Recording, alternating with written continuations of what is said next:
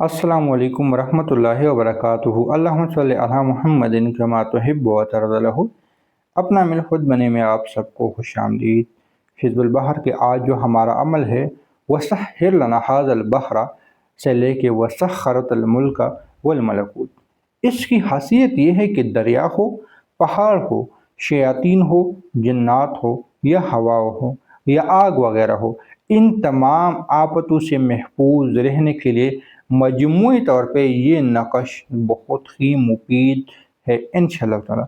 यहाँ पे एक चीज़ नहीं लिखी बल्कि पूरा सिलसिला लिखा है। दरिया सवात का हादसा सबके सामने है। पहाड़ गिलगित बल्चिस्तान के हादसात से कोई भी नावाकिफ़ नहीं है। अगर नावाकिफ़ है तो फिर पता कर ले कि गिलगित बल्चिस्तान पहाड़ ही पहाड़ उसके ऊपर गिर रही है, स्लाइडिंग के नाम पे या तूफ़ानी तोग़यानी के नाम पे। जिन्नात आजकल जादू से कोई नहीं बच रहा, जिन्नात शयातीन से नहीं बच रहा। वो बैतुल हला के नाम पे हो, वो बेपर्दगी के नाम पे हो, वो मोबाइल की गलाजत के नाम पे हो या कुछ और। हवाओं हवाओं की तो मेरी समझ से बाहर है, लेकिन इतना कहूँगा कि जितनी भी बीमारियाँ हैं ये हवाओं में घुल चुकी है, जितनी भी नहूसत है ये हवाओं में घुल चुकी है, जितनी भी जुल्मत है ये हवाओं में घुल चुकी है। इसलिए जब आप किसी मदरसा किसी मस्जिद वगैरह में जाते हैं तो आपको एक अजीब सुकून मिलती है, क्योंकि उसकी हवा में नहूसत नहीं होती, उसकी हवा में कीना हसद नहीं होता, उसकी हवा में एक रोशनी होती है, उसकी हवा में एक बरकत होती है। इसलिए आपको वहाँ सुकून मिलता है।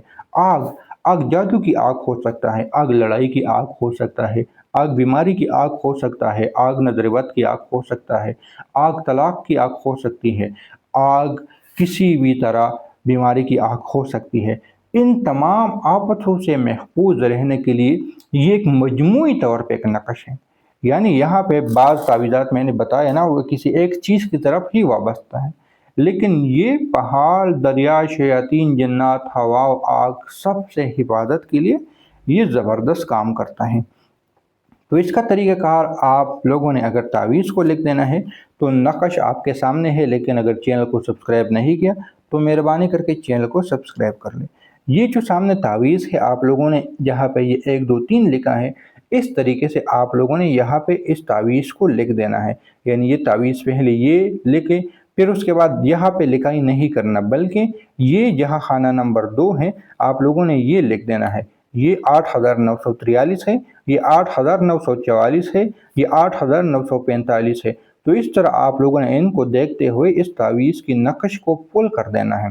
उसके बाद आप लोगों ने पला बिनते पला लिख देना है, जिसके लिए तावीज़ लिखना है। फिर जो हाजत है, जो मकसद है, या ये तमाम हाजात इसमें लिख सकते हैं। फिर शुद्ध लिख दें और फिर आमीन लिख दें।